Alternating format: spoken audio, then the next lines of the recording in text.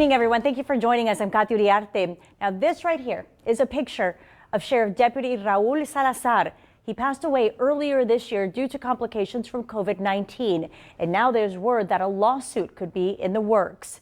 At the top tonight, our Seth Kovar has the very latest developments in this story. I am exploring legal options to see what it is that I can take against the Nueces County Sheriff's Office. Whether or not to take those actions, Priscilla Salazar says she hasn't decided yet. Her husband, Nueces County Sheriff's Deputy Raul Salazar, died August 23rd of complications from COVID-19.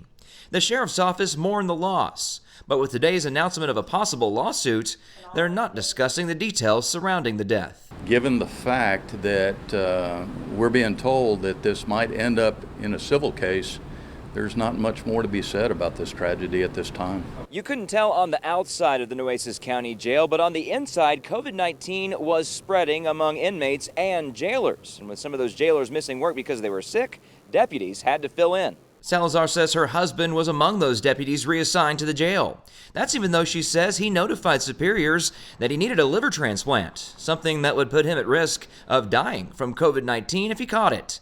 The sergeant's widow says that's exactly what happened. I know that things are being said about how can we know that he caught this through work and not anywhere else, because he never went anywhere.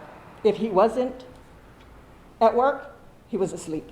It's unclear when she'll decide whether or not to sue the sheriff's office, a decision Sheriff John Hooper will be ready for. I have the ultimate respect, not just for the criminal justice system, but for the civil justice system.